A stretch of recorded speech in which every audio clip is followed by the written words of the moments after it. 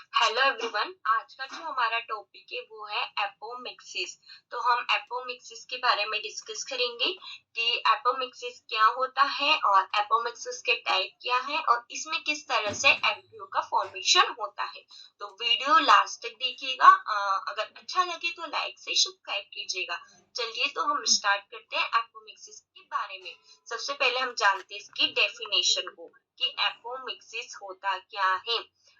देखिए यहाँ पर without fertilization embryo formation that is called apomixis.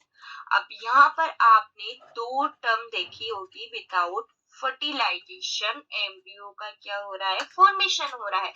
पर हमने देखा है कि आज तक जो भी एम्ब्रियो का फॉर्म हुआ है आपका, वो फर्टिलाइजेशन के थ्रू ही हुआ है।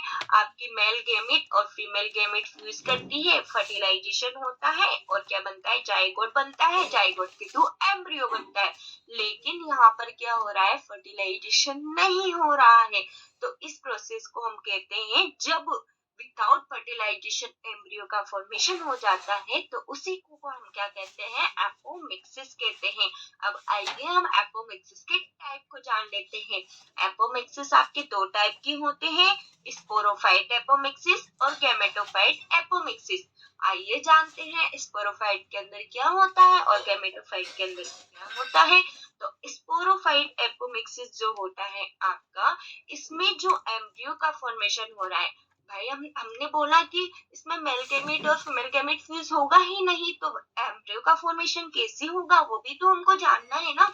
तो इसमें जो एम्ब्रियो का फॉर्मेशन होता है वो ओवल की इंटेगुमेंट से होता है, जिसमें स्पोरोफाइट एपोमिक्सिस के अंदर। और वही अगर हम गैमेटोफाइट एपोमिक्सिस की बात करें तो इसमें जो आपका एम्ब्रियो का फॉर्मेशन होता है वो किससे होता है, एक सेल से होता है। तो आपको इन दोनों में डिफरेंस समझ आया होगा।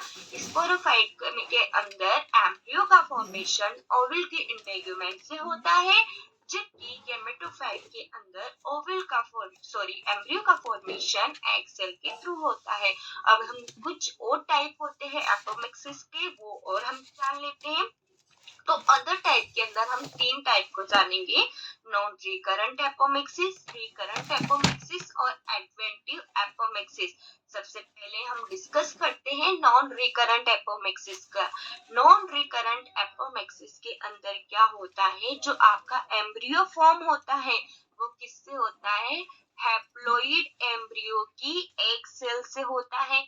और अगर हैप्लॉइड जो आपका हैप्लॉइड एम्ब्रियो है, इसकी एंटीपोडल सेल और सिनर्जिड सेट से अगर एम्ब्रियो का फॉर्मेशन होता है तो उसे हम क्या बोलते हैं, एपोगेमी कहते हैं। आपको समझ में आएगा नॉन रिकरेंट के अंदर क्या होता है, एम्ब्रियो का फॉर्मेशन हैप्लॉइड एम्ब्रियो से की एक सेल से होता है।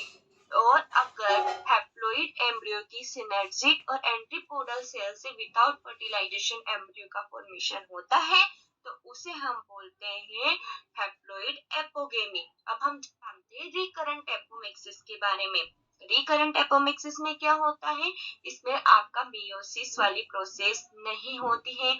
इसमें जो आपका एम्ब्रियो से फॉर्म होता है वो क्या होता है, डिप्लॉइड होता है। Embryo are formed by diploid embryo से और N110 आर डिप्लॉइड पार्थेनोजेनेसिस।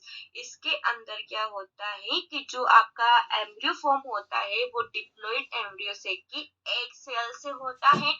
और अगर यहीं पर हम देख लें कि डिप्लॉइड एम्ब्रियो से की एंटीपोडल और सिनर्जिड सेल अगर विदाउट फर्टिलाइजेशन एम्ब्रियो का फॉर्मेशन करती है तो उसे हम डिप्लॉइड एपोगेमी कहते हैं।